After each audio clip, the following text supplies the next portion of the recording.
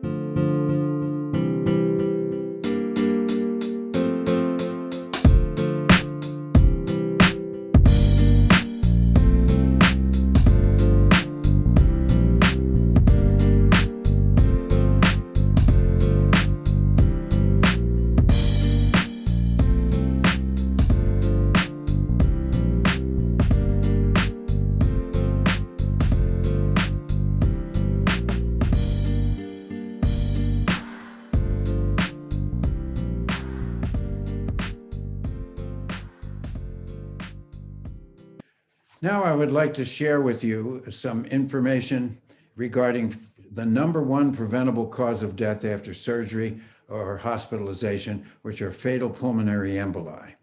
And I would like to show a short video that will help to discuss this.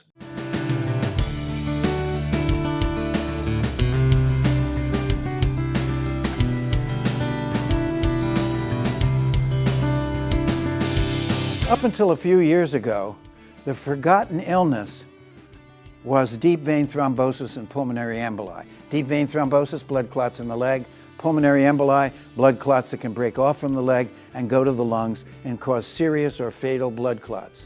Now, up to that time, people hadn't paid much attention to that.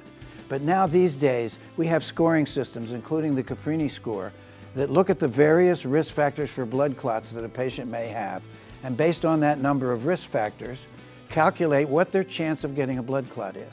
Now, many doctors, even these days, don't really pay much attention to that, because in their practice they would say, well, now, doctor, I've never seen a blood clot in my practice.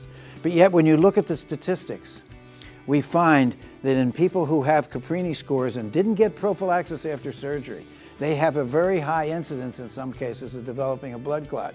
In plastic surgery, for example, if your Caprini score is 9, then your chance of developing a blood clot at 60 days is 11%. Well, that's astonishing. And I'd just like the audience to know, pay very careful attention to the scores. Use the Caprini score or use some other score that's equivalent in order to determine what your risks really are. And if you're not getting good answers from your doctors, by all means, get a second opinion. And now I'd like to talk about what is the Caprini score. Well, it's a thorough history and physical that enables one to determine which patient will benefit from blood thinners, because you can't just give blood thinners to everyone. So I'd like to show a video here with a little more information regarding the Caprini score. These days, we have all sorts of technological tools. We have MRIs, we have CAT scans, we've got all these different blood tests. What is really the forgotten art is the history and physical. And the Caprini score is nothing more than a good history and physical, where all the risk factors for blood clots are enumerated and then put together in a score to determine what the patient needs for protection for them to be safe and not suffer a fatal blood clot. The Caprini score ideally should be first collected by the patient. When you go to the dentist, you have to fill in your health history. Why not when you go to your surgeon? Following that, then you go to the hospital, and that form can be checked, certain items can be checked, and then that can be the initial score. But it's not the end of the road. The Caprini score is dynamic. And as the hospitalization goes along, people oftentimes, unfortunately, develop infection, they need central lines, they get pneumonia, they have to be reoperated. All of those things increase the risk of blood clots. So then by the time you go home, there should be a final tally. And that final tally then used to calculate whether or not you need ongoing anticoagulants for your protection for blood clots, especially during the first month after surgery. A major factor is this analysis of taking a look at all of the risk factors. And I would like to share with you some further thoughts now about the Caprini score. And the Caprini score is nothing more than a thorough history and physical. And there are 40 different elements that are looked at. And as the number of risk factors increases, so does the incidence of venous thromboembolism. And we know that the risk factors have various powers, and some are at low power and some are at higher power. And those work synergistically together to come up with a number. And that number is a score that goes up 1, 2, 3, 4, 5 in direct and sometimes linear and nonlinear increase compared to the incidence of blood clots that are seen clinically. And it's a very important but simple analysis that has now been done in over 5 million patients from around the world on all 5 continents in over 200 studies. And I would like to take a moment to just thank all those people around the world for all the work that they've done to make this score come to light and be a success. And all of the results aren't perfect. There's many, many good results, but also we've learned a great deal from our partners and from many countries about things that we need to do in order to improve the current score. And those efforts, of course, are underway all the time. Now, the pillar of this is, again, to involve the person in their own healthcare, as we talked about. And here is the scoring system. And there's two very unique parts about this scoring system that aren't available anywhere else together.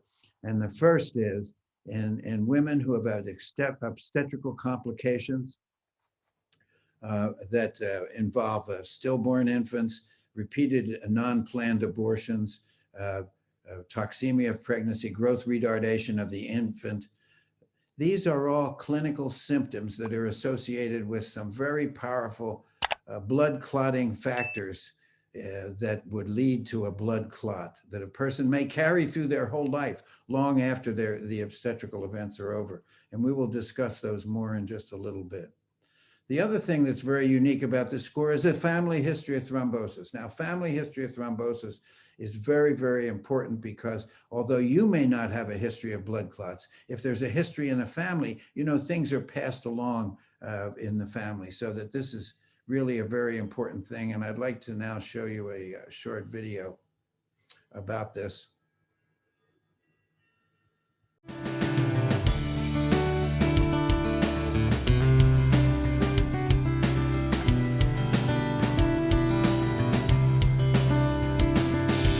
Venous thromboembolism, which is the development of blood clots in the legs that can travel to the lungs and cause pulmonary emboli, which can then cause the death of a patient, are incredibly common. Over 300,000 people a year die of this disease.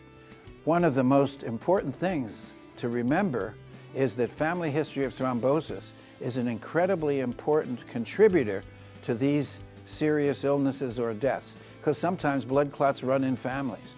And whether it's a first, second, or third degree relative, that person can be at risk for developing a blood clot. In light of that, what we have developed is a patient-friendly form, so you can take the form home and share it with your family and talk about these blood clotting issues in the past. And by doing that, then when you come to the doctor, you can present that information to the doctor. And I would be forceful about it, because that may mean, if you have that history, that you will need thrombosis prophylaxis, which is blood clot prevention using some sort of a blood thinner after surgery. And it's very important that if the people say that that's not necessary, then you might want to get a second opinion. It's very hard for me to overemphasize the value of that family history. And we get that history from a number of sources, and one of which is a study that was done in Scandinavia a number of years ago. And what this showed was in 183,000 patients over a 25-year period with matched controls, there was an increase in blood clotting risk in relatives of people who had no blood clot themselves, but there was that family history. And it goes for first-degree relatives, siblings, son and daughter, or parents. A little weaker for second-degree relatives, which are maternal half-sibling and paternal half-sibling, and nieces and nephews. And third-degree relatives and cousins, but also a slightly increased risk in people that live together. And that may be explained because people who live together may have common lifestyles with smoking and eating habits and so forth. Now, again, I'd like to come back to the other really important issue. And again, the Caprini score is the only score in the world that tracks both of these elements. And the other element is the obstetrical complications: recurrent unplanned abortions, stillbirths, premature birth with toxemia, growth restricted infant. And any of these people may harbor 1, 2, or 3 of these blood abnormalities that would signal a risk of thrombosis. If one were present, the risk would be increased somewhat, 2 even higher, and if all 3 factors, even higher. And these things can remain in a person's blood for a lifetime, way past the time of their obstetrical career, if you will. So another thing that I'd like to point out at this juncture is the difference between major and minor surgical procedures. Not all surgical procedures that are simple are free from blood clot risks. So again, here is another video that will illustrate some of these things as far as major and minor surgery are concerned.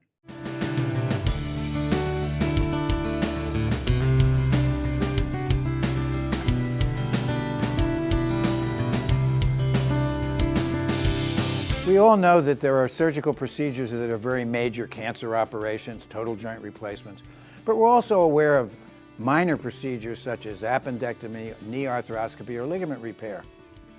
So that oftentimes, in terms of blood clot prevention, it hasn't in the past been generally known that some of these simpler procedures may also carry a high risk of blood clots. Sure, the big procedures carry a high risk of blood clots.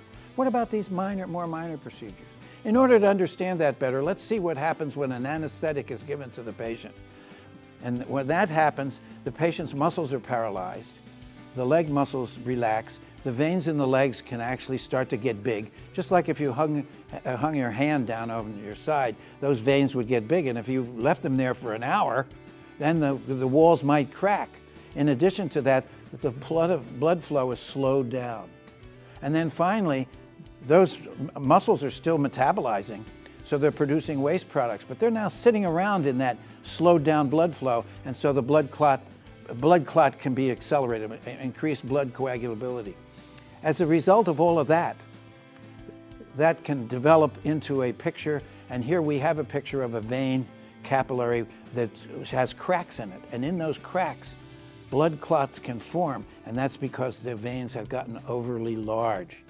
Now, in addition to that, we have the situation where if the patient's legs are flat on the table, then that actually can obstruct the vein behind the knee. And here we have a video, and you see the blue there, that's the blood flowing behind the knee, and if the knee's slightly bent. If we straighten that, then that shuts down that vein, and as a result of that, the blood has to go around it, so again, it's slowed down. Sometimes these minor surgical procedures, especially in young people, I've seen people die after these simple procedures, and people say, what happened?